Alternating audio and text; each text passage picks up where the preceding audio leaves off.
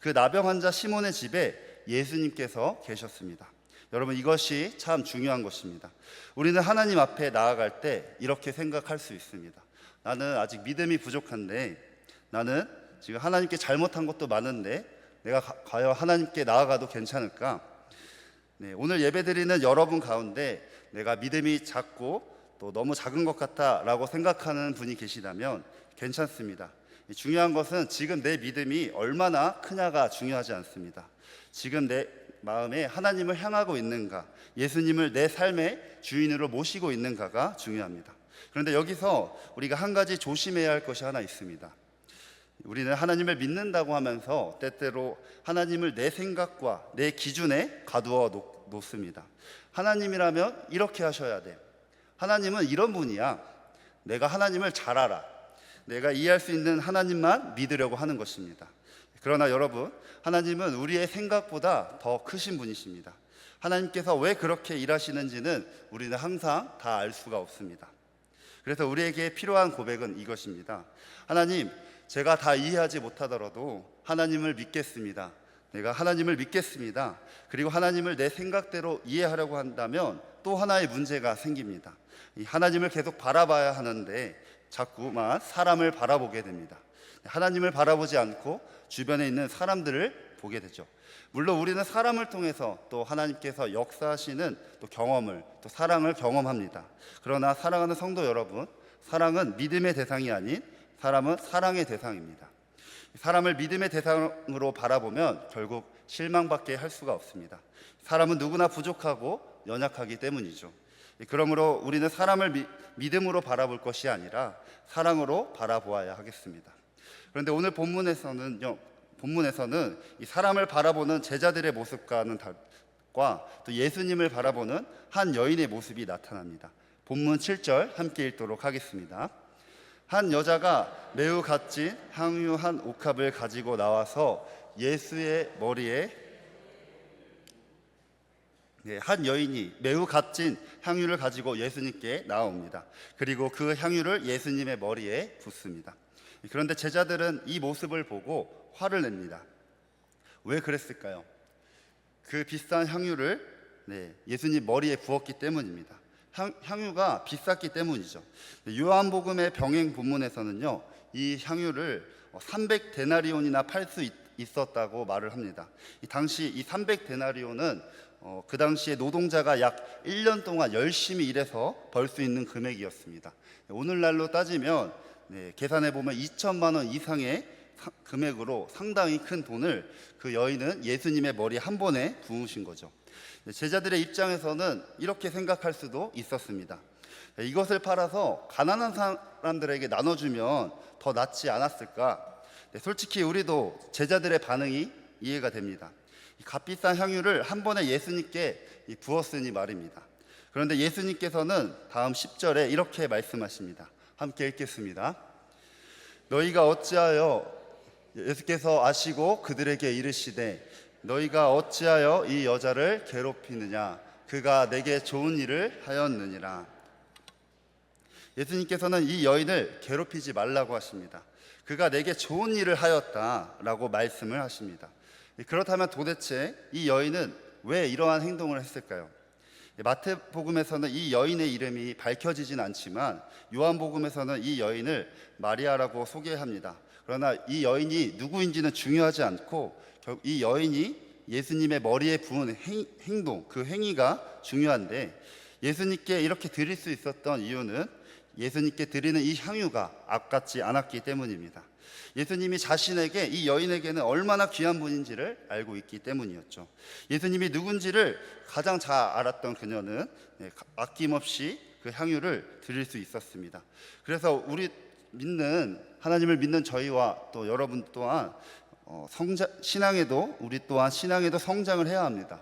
어린아이 같은 신앙에만 머물러서는 안 됩니다.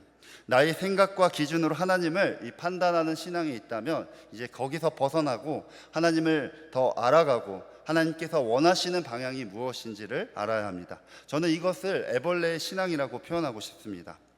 애벌레는 특징이 어떻습니까? 행동이 느립니다. 우리의 신앙도 때로는 느리죠. 기도를 해도 바로 변화가 되지 않을 수도 있고, 또 말씀을 지금 읽어도 변화되지 않을 수 있습니다. 하지만 중요한 것은 속도가 아니라 방향입니다. 우리 잠시 양옆 사람에게 이렇게 말씀을 한번 말해 보겠습니다. 속도보다는 올바른 방향입니다. 시작. 속도보다는 올바른 방향입니다. 네, 사랑하는 성도 여러분, 아무리 느리게 가더라도 하나님께 향하고 있다면 괜찮습니다. 지금 내가 애벌레처럼 더디게 움직이는 것 같아도 하나님을 향한 방향을 잃지 않는다면 그 걸음은 결코 헛되지 않습니다. 그리고 하나님께서는 그렇게 한 걸음씩 나아가는 우리의 믿음을 통해 우리를 변화시켜 나가십니다. 두 번째는 번데기 신앙입니다. 제가 전에 섬기던 교회에서 목사님께 제자훈련을 받고 또 이후에 한 청년에게 제자훈련을 한 적이 있었습니다. 네, 그런데 그 제자훈련을 가르치면서 그 청년에게 가르치다 보니까 저에게 스스로 한 질문이 떠올랐습니다. 나의 사명은 무엇일까? 네, 사랑하는 성도 여러분, 여러분들도 한번 생각해 보시길 바랍니다. 나의 사명은 무엇일까? 네, 사명이라는 말을 한자로 보면 보낼사, 명령할 명자를 사용합니다. 누군가에게 보냄을 받아 맡겨진 일을 책임을 다하고 감당하는 일을 말합니다. 여기서 니체라는 철학자는 하루를 시작하는 최고의 방법을 이야기하는 내용이 있는데, 이 사명에 대한 좋은 예시인 것 같아서 그 이야기를 잠시 나누고자 합니다. 내용은 이렇습니다. 눈을 떴을 때 오늘 단 한 사람에게라도 좋으니 그가 기뻐할 만한 어떤 일을 할 수 없을까 하는 생각으로 하루를 시작하라. 다시 한번 읽겠습니다. 눈을 떴을 때 오늘 단 한 사람이라도 좋으니 그가 기뻐할 만한 어떤 일을 할 수 없을까 하는 생각으로 하루를 시작하라. 네, 여러분은 아침에 눈을 뜨면 가장 무엇부터 무슨 생각을 하십니까? 나는 아침에 일어나면 어떤 생각을 하지? 생각을 해보면 저는 오늘 뭐 먹지? 오늘 자고 싶다. 더 자고 싶어. 졸려. 또 누구는 일하기 싫다. 저는 일은 싫지는 않습니다. 저는 지금 하는 일이 지금 전도사가 너무 좋은데 보통 이제 일을 하기 싫어하더라고요. 자, 아마 이런 생각을 한 번쯤은 해보셨을 것입니다. 그런데 이 세 가지의 공통점은 무엇일까요? 나는 자신에게 자기 중심의 초점에 맞춰져 있다는 것입니다. 즉 자기 중심적인 것에 이제 신앙에 머물러 있는 사람들의 특징을 보면 남들을 위해서 나 자신을 희생하기가 어렵습니다. 이것을 번데기와 신앙과는 정반대입니다. 번데기의 신앙을 가진 사람들은 자신만 바라보던 삶에서 벗어나 자신을 내려놓기 시작합니다. 오늘 과연 내가 누구를 기쁘게 할까? 오늘 하나님께서 나를 통해서 누구에게 사랑을 전하기 원하실까? 이런 질문을 하게 되는 것입니다. 오늘 본문에서도 예수님께서는 제자들에게 중요한 말씀을 전하십니다. 본문 11절 말씀입니다. 함께 읽겠습니다. 가난한 자들은 항상 너희와 함께 있거니와 나는 항상 함께 있지 아니하리라. 예수님께서 말씀하신 이 가난한 자들은 누구를 의미할까요? 먼저 우리는 실제로 먹을 것이 부족하고 생활이 어려운 도움이 필요한 사람들을 생각할 수 있습니다. 예수님께서는 그런 사람들을 외면하지 말고 돌보라고 말씀하십니다. 그런데 저는 여기서 한 가지 더 생각해 보고 싶습니다. 사람에게는 물질적으로 가난한 사람이 또 있지만 마음이 가난한 사람이 있습니다. 겉으로는 돈도 있고 가족도 있고 부족한 것이 없어 보이는데 마음은 여전히 허전한 사람이 있습니다. 반대로 가진 것이 많지 않아도 또 이렇게 고백하는 사람이 있습니다. 하나님, 저는 주님이 필요합니다. 주님 없이는 살아갈 수가 없습니다. 저는 이런 사람이 하나님 앞에서 마음이 가난한 사람이라고 생각합니다. 우리 주변에도 이런 사람들이 있죠. 겉으로는 아무런 문제가 없어 보이지만 마음속으로는 외롭고 힘들고 무엇인가 간절히 찾고 있는 사람들이 있습니다. 그렇다면 우리의 사명은 무엇이겠습니까? 그들을 판단할 것이 아니라 하나님의 사랑을 전하는 것입니다. 내가 하나님께 받은 사랑을 나누고 내가 받은 은혜를 흘려보내는 것입니다. 그러므로 예수님께서 말씀하신 이 가난한 자를 단순히 경제적으로 어려운 사람으로 생각할 것이 아니라 하나님의 사랑과 은혜가 필요한 사람들에게까지도 바라볼 수 있어야 하겠습니다. 이것이 우리에게 주어진 사명 중에 하나라고 봅니다. 그런데 오늘 본문을 보면 참 역설적인 모습이 나타납니다. 이 제자들은 이 여인의 값비싼 향유를 예수님께 부은 것을 보고 낭비라고 생각했습니다.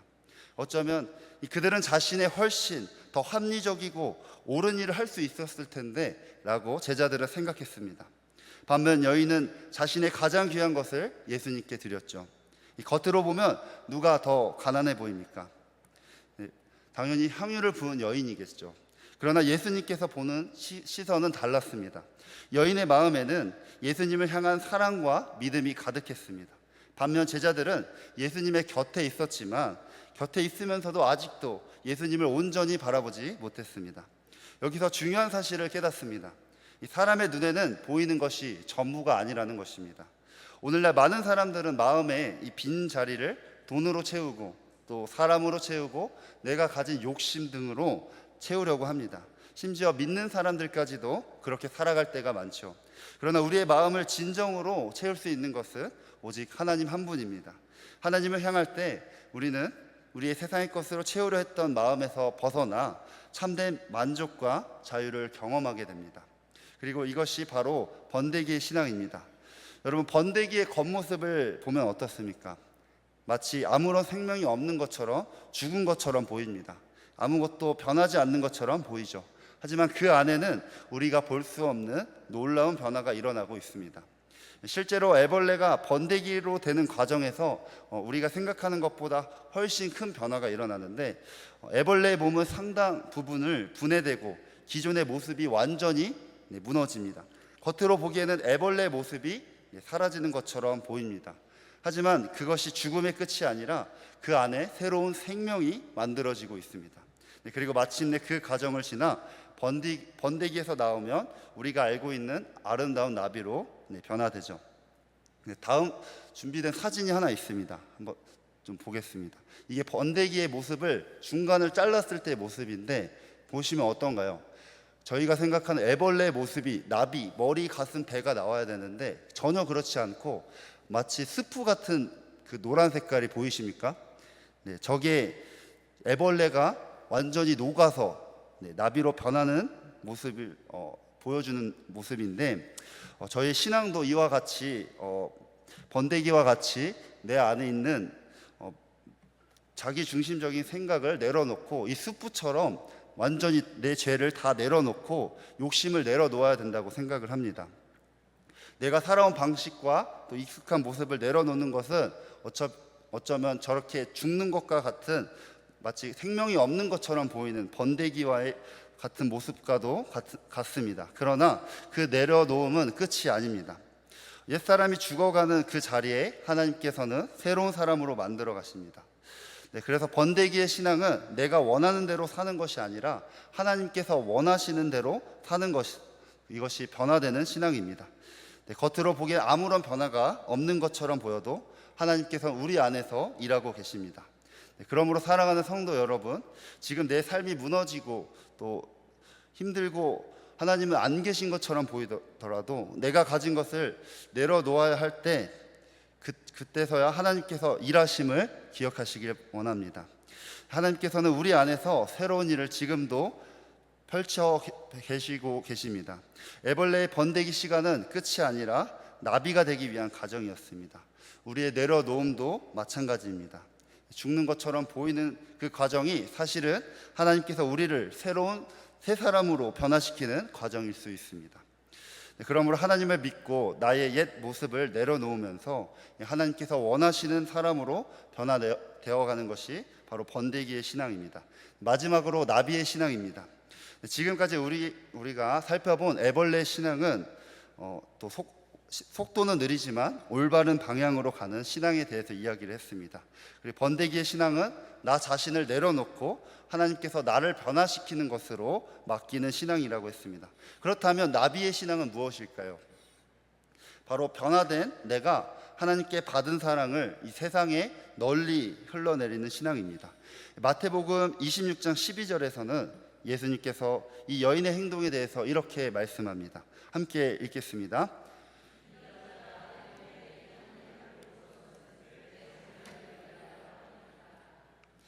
이 여인은 자신이 가진 가장 귀한 것을 지금 예수님께 부어 드렸습니다.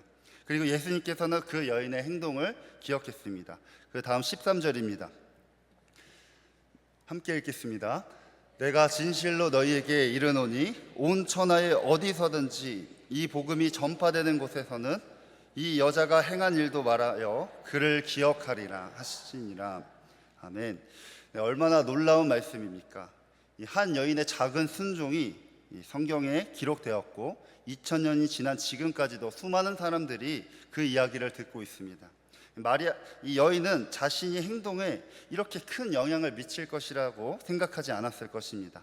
그저 예수님을 사랑했기 때문에 자신이 할 수 있는 것을 드렸을 뿐입니다. 우리도 마찬가지입니다. 나는 기도밖에 할 수 없어. 나는 말씀밖에 읽을 수가 없어. 내가 하는 작은 봉사가 무슨 의미가 있을까? 내가 누군가에게 건네는 이 작은 친절이 무슨 의미가 있을까? 그렇게 생각할 때가 있습니다. 그러나 하나님께서는 우리의 작은 순종을 사용하십니다. 이 여인이 예수님께 드린 이 향유도 처음에는 그저 한 여인의 작은 행동처럼 보였습니다. 하지만 예수님께서 그 작은 행동이 이 복음이 전해지는 모든 것에 기억된 일로 만들어 주셨습니다. 제가 실제로 이 여인이 드린 이 향유가 진짜 예수님께 십자가 지신 그 순간까지 큰 위로가 어떻게 됐을까 묵상을 해본 적이 있었습니다. 네, 그런데 예수님께서 십자가 지시기 전까지 예수님 곁에 따르던 사람이 있었을까요? 네, 없었습니다. 근데 그때 예수님의 심정은 정말 외로웠을 것입니다. 예수님도 사람의 몸으로 오셨기 때문에 그 외로움을 깊이 아셨을 겁니다. 그러나 저는 예수님이 십자가를 지시는 그 상황 속에 이 마리아의 향유가 있었기 때문에 결코 혼자가 아님을, 예수님의 외로움을 조금이라도 덜 수 있었음을 보았습니다. 누군가는 그게 말이 되냐? 에이, 말도 안 돼 라고 답할 수 있습니다. 그런데 마리아가 예수님 머리에 향유를 부은 때가 언제인지를 보면 가능합니다. 예수님께서 향유를 받으실 때가 십자가에 못 박히기 전 이틀 전입니다. 마태복음 26장 2절에 보시면 이렇습니다. 함께 읽겠습니다.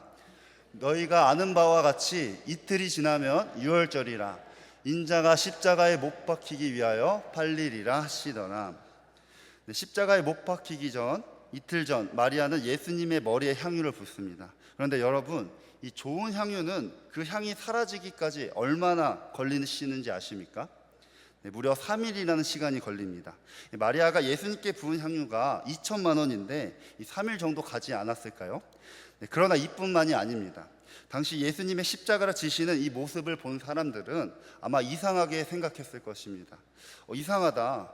십자가를 지는데 어디서 좋은 향이 나는 거지? 저희 또한 마찬가지입니다. 보통 십자가를 지신 예수님을 떠오른다면 징그럽고 또 피 비린내가 날 것 같아, 나는 그런 예수님 못 보겠어요, 그렇게 끔찍한 장면을 생각합니다. 그러나 십자가를 지신 예수님의 그 향기는 달랐습니다. 성경에는 실제로 이 향기가 났다는 기록은 없지만 저는 이 한 여인이 자신의 전부를 드렸던 이 순종의 향유가 있었기 때문에 그 자리에 남은 예수님의 몸에는 그 향유가 배어 있었고, 십자가를 지는 길은 이 더럽고 냄새나는 길이 아닌 아름답고 향유로운 또 향기로운 길임을 확신합니다. 저는 이 부분에서 큰 위로가 되었다고 생각합니다. 우리도 살아가면서 저희도 내가 할 수 있는 것이 너무 작게 느껴질 때가 있지 않습니까? 내가 기도한다고 과연 뭐가 달라질까? 말씀을 읽는다고 뭐가 달라질까? 내가 누군가에게 이 작은 사랑을 베푼 것을 누가 알아주고 과연 이것으로 인해 세상이 달라질까?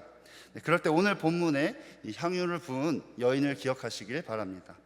여인은 십자가를 없애지 못했지만 이 십자가를 향해 걸어가시는 예수님께 자신의 향유를 드렸습니다. 그리고 예수님께서는 그 작은 순종을 기억하셨습니다. 어쩌면 우리의 기도 한 번, 이 말씀 한 번, 이 작은 섬김 하나를 볼 때는 보잘것없어 보일 수가 있습니다. 하지만 하나님께서는 우리의 생각하지 못한 방법으로 우리의 작은 순종을 사용하십니다. 그래서 저는 오늘 설교 제목인 이 나비처럼 나는 신앙인을 다시 생각해 보았습니다. 성경의 히브리어로 나비라는 또 단어가 있습니다. 그 나비라는 뜻을 보면 선지자, 예언자 또는 복음을 전하는 사람이라고 나옵니다. 여기서 하나님의 말씀을 받은 저와 여러분들은 그 말씀을 자신 안에만 가지고 있는 것이 아니라 하나님께서 보내신 그 자리에 말씀을 전하는 사람인 줄 압니다. 저는 이것이 오늘 우리가 이야기한 이 나비의 신앙과 참 닮았다고 생각합니다. 애벌레가 자신의 자리에만 머물러 있지 않고 번데기 안에서 자신을 내려놓고 변화된 후에 마침내 아름다운 날개를 펴고 이 세상에 날아가듯이 우리도 하나님께 받은 사랑과 은혜를 우리 안에만 간직하지 말고 세상으로 나아가 빛과 소금으로 역할을 감당하는 저와 여러분 되길 소망합니다. 그리하여 가정으로 나아가고 또 직장으로 또 이웃으로 나아가 아직까지도 하나님을 알지 못하는 자들에게 그 복음을 전하는 자가 되길 소망합니다. 내가 가진 것이 많지 않아도 괜찮습니다. 내가 할 수 있는 것이 기도 하나뿐이어도 괜찮습니다. 중요한 것은 내가 하나님께 무엇을 크게 얼마나 드리냐가 아니라 하나님을 사랑하는 마음으로 내가 할 수 있는 것이 무엇인지를 하나님께 드리는 것입니다. 사랑하는 양지교회 성도 여러분, 오늘 우리의 작은 순종이 누군가에게는 하나님의 사랑을 전하는 이 향기가 되기를 바랍니다. 그리고 하나님께 받은 이 사랑을 품고 세상으로 나아가는 또 그리스도의 사랑을 전하는 나비와 같은 성도, 또 하나님의 말씀을 받아 세상에 전하는 믿음의 사람이 되기를 주님의 이름으로 간절히 소망합니다.